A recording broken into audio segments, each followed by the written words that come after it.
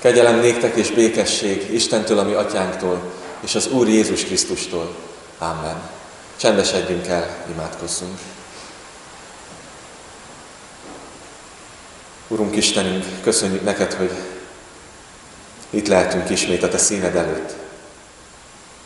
És köszönjük, Urunk, hogy eléd tehetjük le a mi életünket, és kérhetjük azt, hogy te szólj hozzánk. Te látod azt, hogy mennyi minden kavarog a mi szívünkben, a mi gondolatainkban. Te látod azt, hogy mennyire nehezen tudunk elcsendesedni. Kérünk, hogy tedd meg azt a csodát, hogy a te igéd eljut a mi szívünk mélyére, és átformálja a mi életünket. Amen.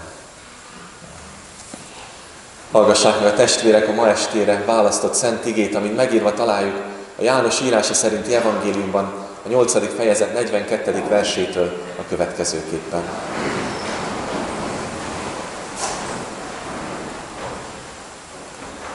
Jézus így szólt hozzájuk: ha az Isten volna a ti atyátok, szeretnétek engem, mert én az Istentől indultam el, és tőle jövök.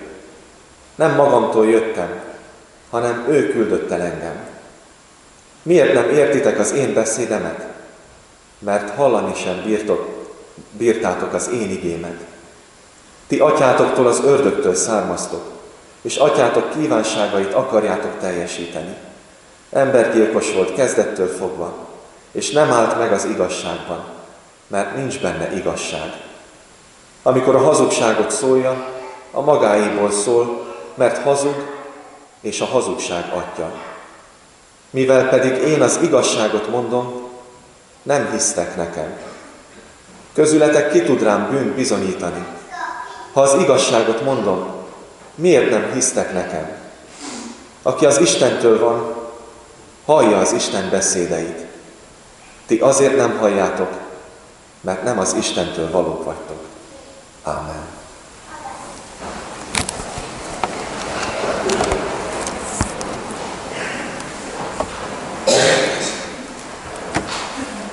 Kedves testvérek, sorozatunk vezérigéje, hogy azért jelent meg az Isten fia, hogy az ördög munkáit lerontsa. És tegnap hallhattunk arról, hogy rombolja le az ördög munkáját, az embergyilkos munkáját, ahogyan itt is hallhattuk az igében, hogy Jézus így nevezi a sátánt, hogy embergyilkos, hogy a halálból hogy kínálja nekünk az életet, ami élő Urunk. A sátán, ami halálunkat akarja, ami kárhozatunkat akarja, az Úr pedig életet ad, életet kínál számunkra. És hallhattunk arról, hogy itt nem pusztán a biológiai életről van szó, hanem a lelki életről, az örök életről. És hogyha nem történik meg ez a fordulat a mi életünkben, a lelki halálból a lelki életbe, a megtérés, az újonnan születés, ha ebben a lelki állapotban ér bennünket a földi halál, akkor az a második halált jelenti számunkra a kárhozatot. De azért jelent meg Jézus Krisztus, hogy lerontsa az ördög munkáit.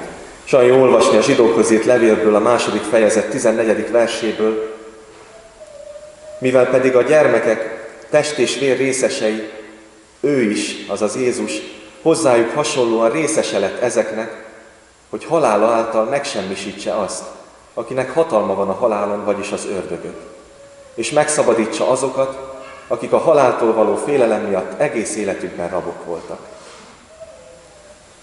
Egy lelkész ezt a folyamatot nagyon frappánsan megfogalmazta. Azt mondta, hogy aki egyszer születik, az kétszer hal meg. De aki kétszer születik, az egyszer hal meg. Tehát aki nem születik újonnan, az elkárhozik. De aki újonnan születik, az bár meghal, de átmegy a halálból az életbe, az örök életbe.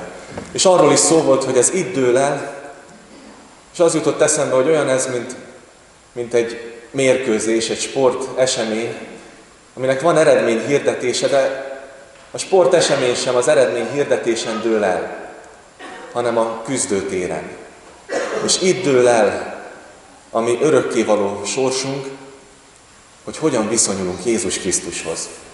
És ott az ítéletben az az állapotunk véglegesedik, ahogyan itt véget ér földi életünk. És hogyha az Urat megismerjük, akkor kezdődik egy új élet, ami egy minőségileg más élet. Ezzel kapcsolatban olvastam Augustinusról, Ágostonról, hogy megtérése után találkozott az egyik volt szeretőjével. Nem tudom, hogy ez mennyire igaz ez a történet, vagy mennyire valóságos, de tanulságos. És megszólította Ágoston, és ő megfordult, és Iszkiri menekült előle. Megszólította még egyszer: Ágoston, én vagyok az, és ő meggyorsította a lépteit, és visszaszólt, hogy azt tudom, de én már nem az vagyok. És elment onnan. Tehát ez az új élet, ez a más élet, amikor már nem az vagyok, mert Jézus Krisztus él bennem. És a mai napon az ördög másik munkája, a hazugság van előttünk, és ebben a kemény beszélgetésben ez kerül elénk, a hazugságnak és az igazságnak a kérdése. Azt mondja Jézus a sátánról, hogy embergyilkos volt kezdettől fogva, és a hazugságnak az atya. Láttuk, hallottuk tegnap, hogy az ördög kezdettől fogva a hazugság atya már a kérdésével is hazudott, amikor azt mondta, hogy csak ugyanazt mondta Isten, hogy a kert egyetlen fájáról sem ehettek. Már ferdít, már próbálja félre vinni az ember gondolkodását. De olyan sokféleképpen hazudik az ördög, olyan sokféleképpen próbál megcsalni, félrevezetni bennünket. Az egyik módja az, amikor bár Isten igéje eljut hozzánk, és leleplezi a bűneinket, és szembesülünk azzal, hogy ez vagyok én. Ó Istenem, ennyi mindent elkövettem, hogy én ennyire veleig romlott ember vagyok. És akkor jön a sátán, és azt mondja, hogy igen, és ezt már az Isten sem tudja megbocsátani. Neked véged, elkárhoztál. A teljes kétségbeesésbe akar sodorni bennünket. De ott lehet a másik hazugsága, amikor pont a problémát akarja letagadni. És azt állítja, hogy nincs egy erkölcsi mérce, nincs egy valóság, egy igazság, ami alapján a bűnöm lelepleződik, és ezért minden relatív, nincsen bűn, nincsen probléma az életemben. És olyan megdöbbentő, hogy milyen nagy teret nyert az a hazugsága is, hogy egyáltalán nincs Isten. Angliában egy ateista mozgalom a buszokra is feliratta egyfajta reklámként azt a szöveget, hogy valószínűleg nincs Isten, de legalább így írták, hogy valószínűleg nincs Isten, ezért nyugodjatok meg, élvezzétek az életet. Mint hogyha ez jelenteni a békességünket, a nyugalmunkat, hogy nincs Isten. És olyan nagy hazugság ez is, hogy az Isten nélkül berendezkedhetünk ebben a világban, és élhetünk boldog életet, élhetünk teljes életet. Ez a sátánnak a hazugsága, a megtévesztése. És nőnek fel így generációk, nőttem fel én is így, hogy az Isten nélkül, egy nélküle berendezett világban, és elhitetik azt is, hogy a tudomány az bebizonyítja, hogy nincs szükség Istenre. És aki hisz, az igazából ostoba, nem gondolkodik. Okos ember az nem hihet. Mint hogyha a tudomány mindenre választ adna. Bár óriási dolgokat tapasztalunk, hogy meddig eljutott a tudomány, de nem tud választ adni a végső kérdésekre. A tudomány a valóságnak, az igazságnak csak egy részletét tudja vizsgálni. A láthatatlan világról, a láthatatlan teremtett világról sem tud semmit. És a végső kérdésekre sem tud választ adni. És olyan megdöbbentő, amikor ebbe beleütköznek tudósok, és eleve eldöntött válaszaik vannak a kérdésekre. George Wald, egy Nobel-díjas biokémikus, ezt mondja az élet kérdéséről. Az élet eredetét illetően csak két lehetőség van. Teremtés vagy spontán képződés. A spontán keletkezést 100 évvel ezelőtt megcáfolták, ugye Pasteur. Azonban ez csak egyetlen más végkövetkeztetéshez vezet bennünket, a természet feletti teremtéshez. Ezt nem tudjuk elfogadni filozófiai okokból, ezért azt választjuk, hogy elhisszük a lehetetlent, azt, hogy az élet önmagától véletlenül jött létre. Milyen megdöbbentő. Végig gondolja, és azt mondja, hogy filozófiai okokból nem tudom azt elfogadni, hogy egy teremtő alkotta ezt a világot. És ott vannak tudósok, akik küzdködnek azért, hogy bebizonyítsák, hogy Isten nem létezik. Olyan megdöbbentő, ott van Stephen Hawking, biztos ismerőse a testvéreknek az ő neve, aki nagyon nagy betegséggel küzdködik. Már szinte teljesen lebénult. És úgy küzd azért, hogy bebizonyítsa, hogy Isten nélkül létrejöhetett ez a világ. És túllép a tudományon, filozófiát érinti azokkal a tanokkal, amiket hirdet, ahelyett, hogy megbékélne a Teremtővel. És ahelyett, hogy benne békességet találhatna. De olyan jól látni, hogy sok tudós, ahogy végzi a tudományt, rádöbben arra, hogy az Isten milyen csodálatosan alkotta ezt a világot. És dicsőítik az Urat. A klasszikus fizikának, a alappilléreinek a nagy tudósai szinte mind hittek Isten létében, legalább abban, hogy létezik. Newton, Maxwell, Joule, Kelvin. Kelvin mondta közülük, Lord Kelvin, hogy az intelligens és jó akaratú tervezés elsöprően szilárd bizonyítékai hevernek körülöttünk. Az ateista elképzelés olyannyira képtelen, hogy nem is tudom szavakba foglalni. Hát arra kijelentésre, amit írtak a buszra, hogy nyugodjatok meg, valószínűleg nincs Isten, azt lehetne mondani, hogy nyugtalanítson bennünket az, hogy létezik és van Isten addig, amíg Jézus Krisztusban békességet nem találunk ő vele. Tehát van ez a fajta megtévesztése a sátánnak, megpróbálja letagadni Isten létét, aztán azzal is hazudik, amikor letagadja önmagát, erről szó volt tegnap, vagy nevetségesnek mutatja be önmagát, vagy másnak mutatja be magát.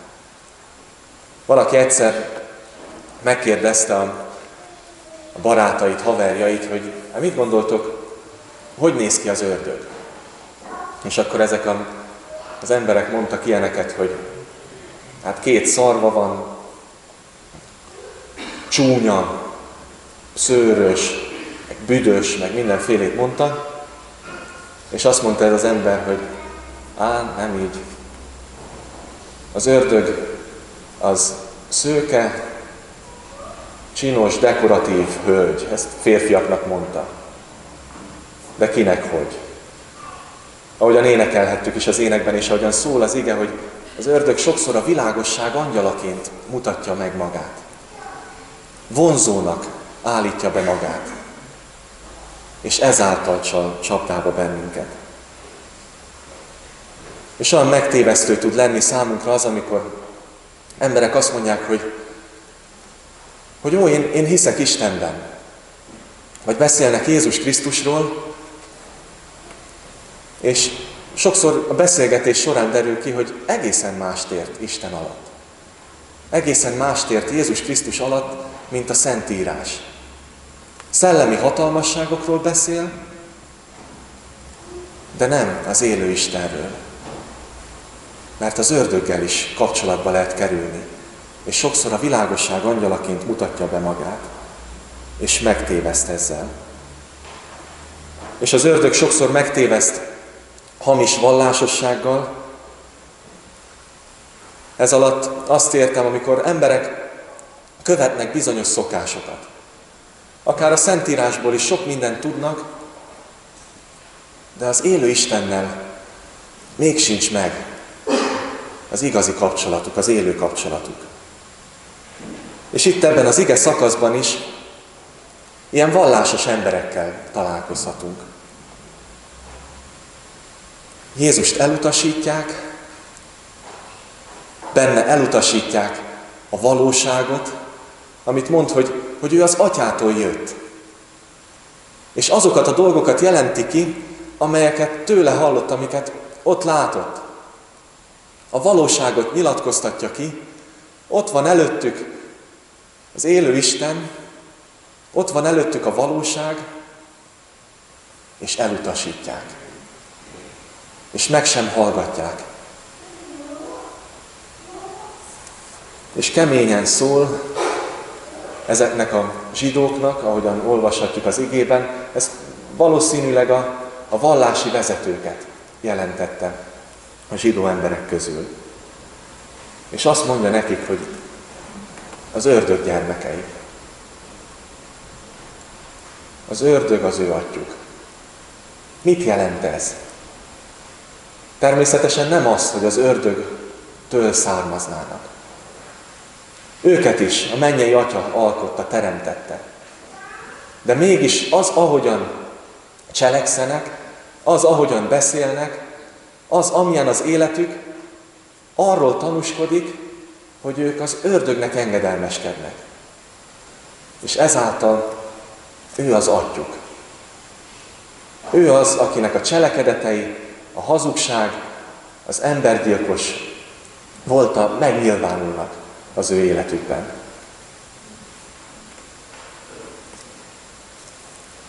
És mire hivatkoznak ezek az emberek itt ebben a beszélgetésben? Nem olvastam fel az egész szakaszt, de láthatjuk azt az előbbi versekből, hogy a származásra hivatkoznak. És azt mondják, hogy ők Ábrahámnak a fiai. Ábrahámnak a leszármazottai. Ábrahám, aki az Isten ígéretét kapta, és persze ez az ígéret, ez az utódokra is vonatkozott, de nem automatikus módon. Látjuk ezt Izrael népének a tragédiájában, hogy mennyien voltak, akik elfordultak az élő Istentől. És rá hivatkoznak, immár nem az ígéret adójában bíznak, hanem arra az ősükre hivatkoznak, aki az ígéretet kapta. Milyen veszedelmes ez? Közel vannak az Isten ígéretéhez, és mégis célt tévesztenek. A sátán megtéveszti őket. És Keresztelő János szintén nagyon határozottan, keményen szól a szadduceusoknak, farizeusoknak, a vallási vezetőknek, amikor azt mondja nekik, hogy viperák fajzata, ki figyelmeztetett titeket, hogy meneküljetek az eljövendő harag elől. Teremjetek hát megtéréshez illő gyümölcsöt, és ne gondoljátok, hogy ezt mondhatjátok magatokban, a mi atyánk Ábrahám, mert mondom nektek, hogy az Isten ezekből a kövekből is tud fiakat támasztani Ábrahámnak. A fejsze pedig ott van már a fák gyökerén. Ezért minden fa, amely nem terem jó gyümölcsöt, kivágatik és tűzre vettetik. A zsidó vallási vezetőknek ilyet mond Keresztelő János, és ilyet mond Jézus Krisztus. Pedig milyen sokszor halljuk ezt, hogy származásra hivatkoznak ma is emberek. Az én édesapám, az én szüleim, az én nagyszüleim, presbiterek, lelkészek. De erre nem hivatkozhatunk. Milyen sokat számít, hogyha valakinek hívő szülei vannak, imádkoznak, gyermekkorától hallhatják az élő igét. Mennyire sokat jelent ez.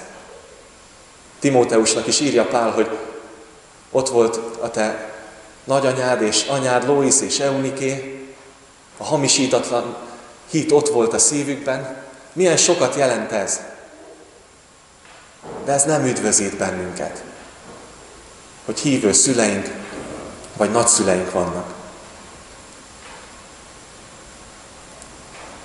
Nem üdvözít az sem, hogyha lelkész gyerekről van szó.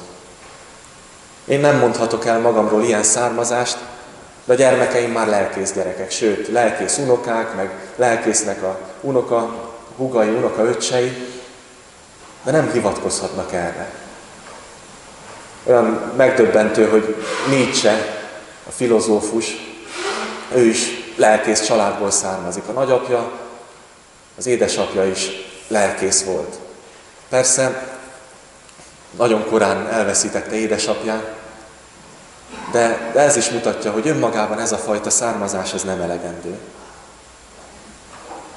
És az is lehet megtévesztő számunkra, amikor pusztán valamilyen cselekedetben bízunk, valamilyen szertartásban bízunk, hogy az az, ami megtart bennünket.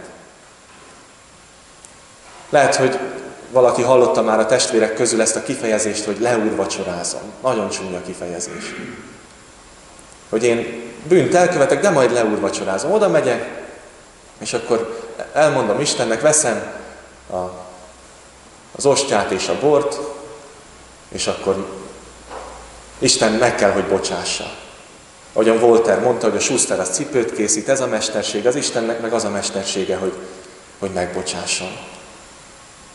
Amikor azt gondolják, hogy automatikusan ez így működik. És valóban óriási ajándék az úrvacsora közössége, hogyha valaki oda hittel tud járulni, és megragadja azt, hogy Jézus Krisztus teste és vére értem is adatot személyesen, és akkor bűnbocsánatot, örömet, üdvösséget kapok. De hogyha méltatlanul veszem, ha nem ezzel a hittel, hogy az érettem is adatot, akkor azt mondja az ige, hogy nem, hogy javamra válna ez, hanem ítéletet teszek magamnak. Vagy ott van az, amikor valaki pusztán abban bízik, hogy gyermekkorában, vagy bármikor megkeresztelték. És önmagában ez a cselekmény. Luther Márton azt mondja a Kiskátéban a keresztségről, hogy végzi a bűnök bocsánatát, megszabadít a haláltól és az ördögtől, és örök üdvösséget ad mindazoknak, akik hiszik azt, amit Isten igéje és ígérete mond. Tehát azt mondja, hogy akik hiszik, azok megkapják ezeket a csodálatos ajándékokat. Vagy a Nagykátéban is azt mondja, hogy hit nélkül semmit sem használ a keresztség, noha önmagában bőséges isteni kincs. És itt nagyon fontos, hogy bőséges isteni kincs, sokszor úgy beszélnek a gyermek keresztségről, hogy degradáló módon. Nehogy így beszéljünk, bőséges isteni kincs, de ha ez hittel társul, és azt mondja, hogy ahol azonban nincs hit, ott csak meddőjel marad. Vagy az ágostai hitvallásban is olvashatjuk, hogy a szentségekkel ezért úgy kell élni, hogy vele járjon a hit, amely bízik a szentségek által nyújtott és szemünk elé tárt ígéretekben. Elítélik tehát azokat, akik azt tanítják, hogy a szentségek pusztán elvégzésükkel ex opere operato tesznek igazzá, és akik nem tanítják, hogy a szentségek használatában szükséges a hit, amely bízik a bűnök bocsánatában. És ugye erről az ige is tanúságot tesz, hogy azáltal lehetünk Isten gyermekeivé, hogyha Jézus Krisztust befogadjuk. Akkor Isten felhatalmaz bennünket, hogy az ő gyermekeivé legyünk. Vagy a római levélben azt mondja Pál apostol, hogy akiket tehát Isten lelke vezérel, azok Isten fiai. Mert nem a szolgaság lelkét kaptátok, hogy ismét féljetek, hanem a fiúság lelkét kaptátok, aki által kiáltjuk, Abbá, Atya. És ezért mondta Jézus Nikodémusnak is, aki szintén nagyon magasrangú ember volt, a nagy tanács tagja, hogy újonnan kell születnetek. Bizony, bizony, mondom néked, ha valaki nem születik újonnan, nem láthatja meg az Isten országát.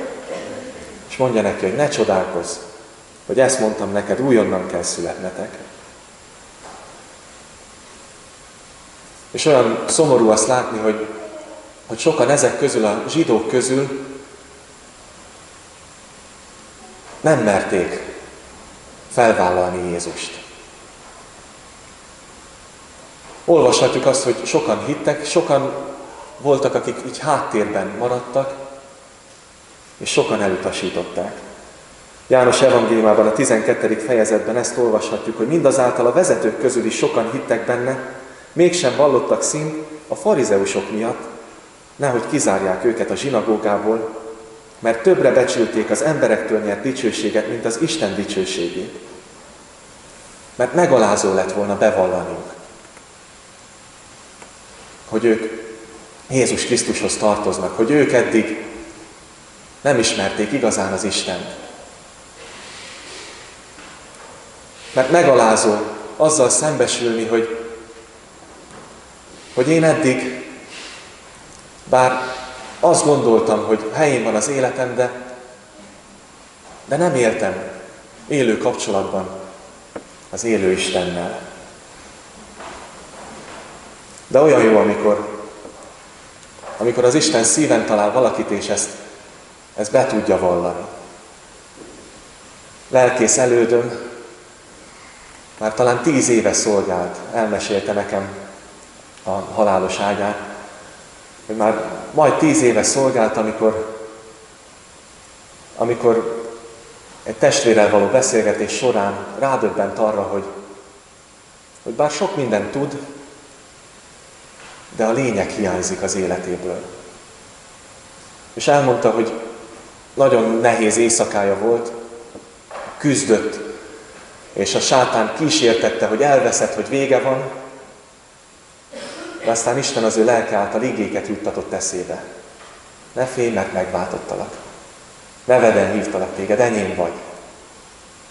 És megerősítette őt, és megújította. Újonnan szülte az ő életét. Az ördög tehát mindent elkövet azért, hogy az ember akár ott legyen az Isten közelében, de ne legyen valóságos kapcsolat, az isteni valósággal ne legyen közössége. És feltehetjük a kérdést, hogy a hívőket nem tévesztheti meg az ördög? Ó, hogy ne! Egyrészt azzal, hogyha megbánt bűnöket előrángat. És azzal kísért, hogy Isten ezt nem bocsátotta meg. Ne gondoljam, hogy csak ennyi, hogy én megvallottam, elmondtam, és akkor ezzel le van ez rendezve. Az ördög jön ilyen kísértésekkel. De olyan jó békességet találni, hogyha én megvallottam bűneimet, akkor Isten azt ígéri, hogy hű és igaz, és megbocsátja azokat, és megtisztít minden gonoszságtól, és a tenger mélyére veti azokat a bűnöket. Vagy azzal is kísértheti a hívő embert, hogy azt gondolja magáról, hogy elhiggye magáról, hogy már nincs probléma az ő életében. Hogy már minden tökéletes, hogy már bűnökkel nem küszködik. És milyen szomorú, amikor egy hívő ember ezáltal gőgössé válik. Amikor megkeményedik, és amikor ítélkezővé válik. És belesodor az ördög a képmutatásba, hogy mutassam azt, hogy rendben van, mert egy hívőnek rendben kell, hogy legyen az élete, de igazából ott belül engedetlenség van. Valamit nem tisztáztam az én Urammal. És lehetne sorolni, hogy milyen sokféleképpen kísérthet az ördög embergyilkos voltával, oda vezessen, hogy gyűlöletet tartsak, haragot tartsak a szívemben, amikor ott van az igében, hogy aki gyűlöli a testvérét, az embergyilkos, és hogy ne hazudjak, hogy szeretem az Istent, hogyha a másikat, akit látok, az embert, azt nem szeretem. És hogyha a bűnt cselekszem, akkor tulajdonképpen az ördög munkáját végzem. Ugye a vezérigénk az, hogy azért jelent meg az Isten fia, hogy az ördög munkáját lerontsa. Ezelőtt, az ige előtt ezt olvashatjuk, hogy aki a bűnt cselekszi, az az ördögtől van, mert az ördög cselekszi a bűnt, kezdettől fogva. De milyen nagy örömhír, hogy azért jelent meg az Isten fia, hogy az ördög munkáit lerontsa. És ez ugye a bűnön keresztül közvetett hatást jelent, még a hívő ember életében is, újra és újra támad és kísért a sátán, de az a megdöbbentő, hogy még közvetlenül is hatással lehet a sátán a hívő ember életére. És fölteheti valaki a kérdést, hát hogy? És hozhatunk igéket János evangéliumából, a 14. fejezet 30. verséből, amikor Jézus azt mondja, hogy már nem sokat beszélek veletek, mert eljön a világ fejedelme, bár felettem nincs hatalma, vagy én bennem nincs semmije, lehetne így is fordítani. Hát ha én Krisztusban vagyok, akkor az ördögnek hogy lehetne hatása az én életemre? Vagy amikor ott van az ige, hogy Jákobon nem fog az átok. Micsoda ígéretek ezek. De mégis lehet hatással a sátán közvetlenül is. Amikor szülőkön keresztül, vagy nagyszülőkön keresztül, ők követtek el okkult praktikákat, és ezek a szálak tovább fonódnak. Az atyák bűnét a fiakon harmad és negyed ízig megbüntetem, hangzik az ige. És ott vannak ezek. Vagy korábban belementek ilyen praktikákba, és ez nem került napvilágra, világosságra. Nem vallották meg azokat. Nem tagadták meg azokat. Hogy lehet ilyen, erről beszél az apostolok cselekedete, a 19. fejezetben olvashatjuk, hogy ott is, amikor nyilvánvalóvá lett egy ilyen mágia, amikor ráadásul Jézus nevével akartak visszaélni, azután jöttek a hívők, és sorra vallották meg az efféle praktikáikat. És azt olvashatjuk ott, hogy utána összehordták a könyveiket, az ilyen varázslásról szóló könyveiket, és elégették. És olyan jó utána ezt olvasni, így az Úr ereje által az ige hatalmasan terjedt és megerősödött. Vajon mi az életünkben szakítottunk-e már ezekkel a dolgokkal véglegesen? Vagy van még valami, ami akadályozza a mi életünkben, hogy az Úr lelke által az ige hatalmasan terjedjen és növekedjen, és hogy az Úr végezze az ő munkáját a mi életünkön keresztül is. Bizony a sátán munkálkodhat a hívő ember életében is, és ennek lehetnek olyan jelei, amit egy hívő lelkész mondott el, hogy jött egy olyan gondolat, ott volt a kés a kezében, hogy azzal a szerettét ölje meg. És nem értette, hogy jön ez a gondolat egyáltalán. És újra. És akkor az Úrhoz fordult, Uram, nem tudom miért jön ez, de bármi a sátánnal összeköt, azt megtagadom, szabadíts meg. És mintha elvágták volna ezeket. Vagy úrvacsora alkalmával egy másik lelkész mondta el, hogy rettenetes, káromló és parázna gondolatok. És nem értette. Megijedt. És ő is az Úrhoz kiáltott, és kérte, hogy a sátán minden erejét vegye el az ő életéről, és mintha elvágták volna ezeket. És mondhatja valaki, hogy én nem tettem ilyeneket. De nem is akarok ilyenekbe belemenni. És nem is fogok. Hát hogy menne bele az ember ilyen praktikákba, amikor annyira egyértelmű az ige, ott van az első parancsolat, ott van az, hogy micsoda következményei vannak, hogyha én nekem bálványaim vannak.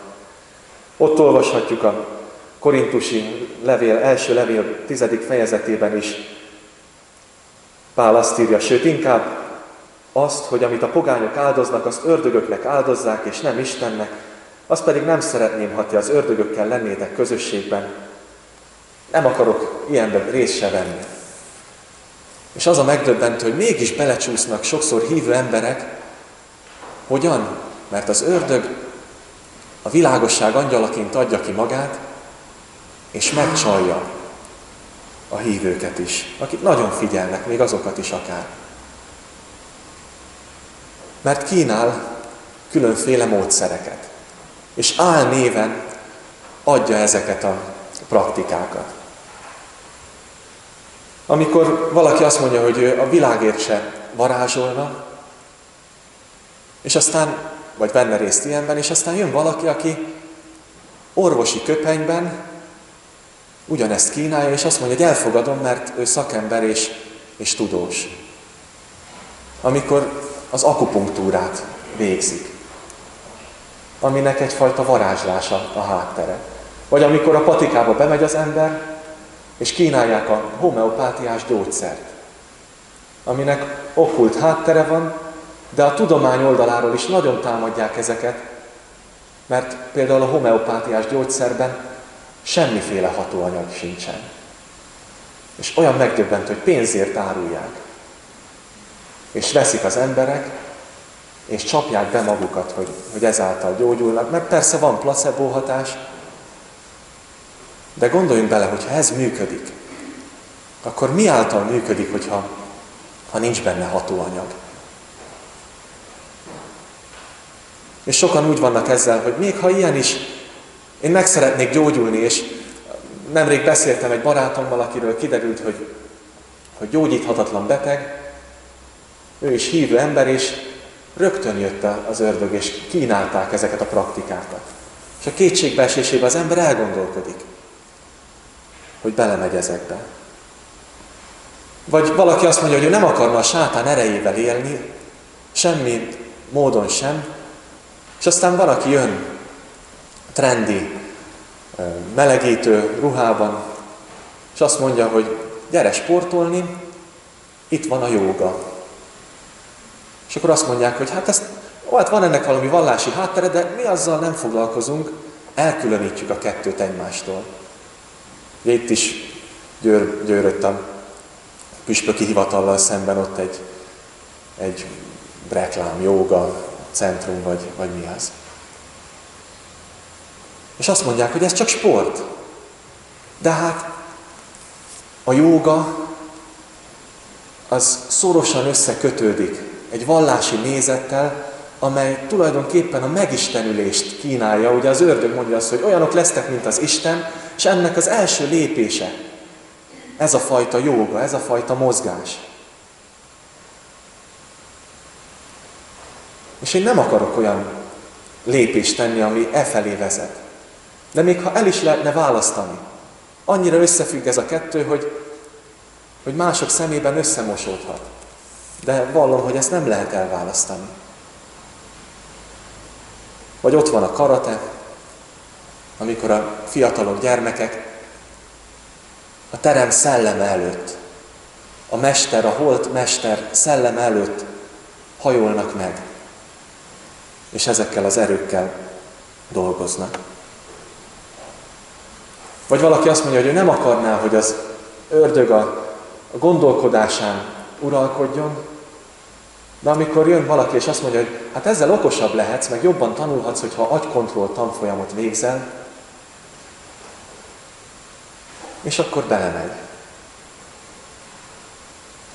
És láthatjuk azt, aki ezt kitalálta, ezt Szilva, José Silva, ő a gyermekeim kísérleteztek ki ezt, és médiumokká váltak azok a gyermekek. És tönkrement az ő lelkük. A sátán kínál sok mindent, erőt, egészséget, gazdagságot, dicsőséget, de megkéri az árát.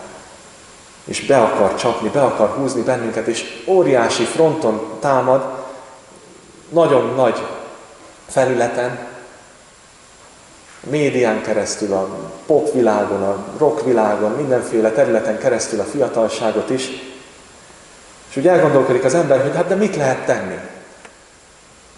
Jár szerte, keresve kit nyeljen el. Mit lehet tenni ellene?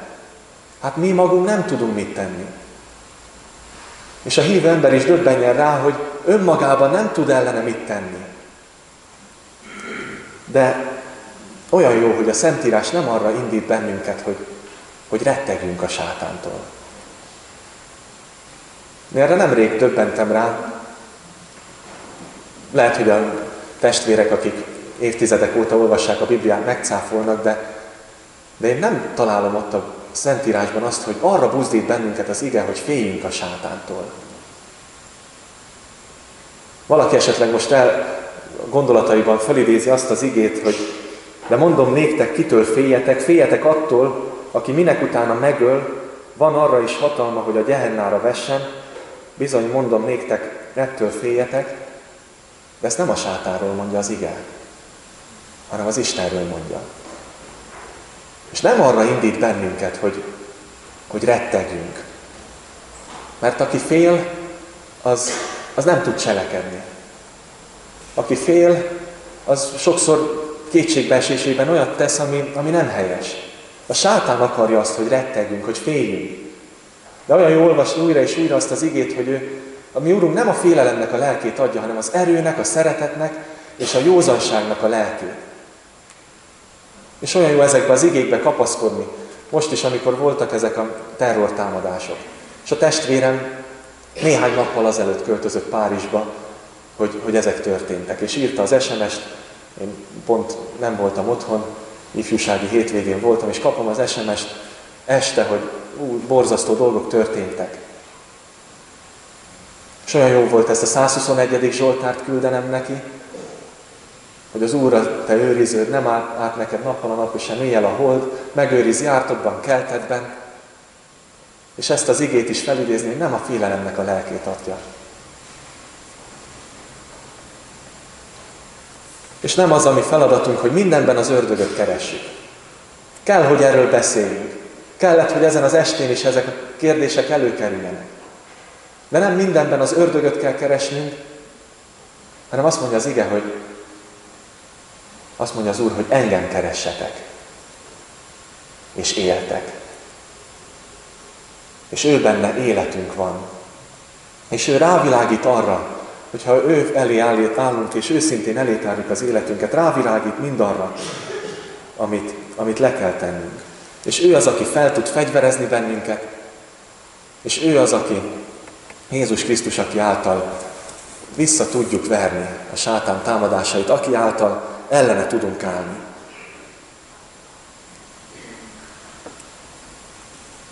De a ma estén a mi Úrunk önvizsgálatra indít bennünket. Ahogyan az útmutatóban is olvashattuk a Korintusiakhoz írt 2. levélben, 13. fejezetben, hogy önmagatokat tegyétek próbára, hogy igazán hisztek-e. Önmagatokat vizsgáljátok meg, vagy nem ismeritek fel magatokon, hogy Jézus Krisztus bennetek van, ha nem, akkor még kipróbálatlanok vagytok. És az Úr ezen az estén is kínálja számunkra azt a lehetőséget, hogy uralomváltás történjen meg a mi életünkben. Hogy halálból életre jussunk. Hogy a sátán fogságából Jézus Krisztus uralma alá kerüljön a mi életünk. Mert nincsen köztes állapot. Szeretjük mi úgy látni az életünket, hogy hát vannak sokan, akik olyan semleges helyzetben vannak. Vannak nagyon gonosz emberek, meg vannak nagyon jó emberek. De sokan olyan semlegesek. És Luther is erről beszél, hogy olyanok vagyunk, mint a hátas lovak. Vagy az ördög lovagol meg bennünket, vagy az Úr. És nem lehet két úrnak szolgálni. Szükséges, hogy az Úr megszabadítson bennünket, és ő vegye át az uralmat. Szükséges, hogy ezzel a valósággal szembesüljünk. Azzal a valósággal, hogy ő ezért jött, hogy a bűnökből szabadítson bennünket, és ezért halt meg ott a kereszten, hogy értem is meghalt, és hogy feltámadt, és él. És hogy ő a lelke által, igéje által most is szól. És olyan jó, hogy amikor az ő igéje szól, akkor ez a fordulat bekövetkezhet, amikor az ő lelke ezt akarja. És olyan jó, hogy megerősíti az övéit, amikor megvizsgáljuk a szívünket az Úr előtt, akkor az ő lelke által bizonyosságot tud adni, hogy ő benne vagyunk, ha igazán ő benne vagyunk. Ahogyan a római levélben olvashatjuk, a 8. fejezetben tovább, hogy maga a lélek tesz bizonyságot a mi lelkünkkel együtt arról, hogy valóban Isten gyermekei vagyunk. Vagy ahogy János írja az első levelében, lássátok meg, milyen nagy szeretetet tanúsított irántunk az Atya, Isten gyermekeinek neveznek minket, és azok is vagyunk. Hát mi hogy állunk ezzel? Vizsgáljuk meg magunkat az Úr színe előtt. És nehogy úgy járjunk, mint Pilátus, aki ugyan föltette a kérdést, hogy hát mi az igazság, mi a valóság, és aztán kiment. Pedig ott állt előtte. Ott állt előtte Jézus Krisztus, a valóság, az igazság, akiben az élete nagy kérdése választ nyerhetett volna. Hát ragadjuk meg őt. Amen.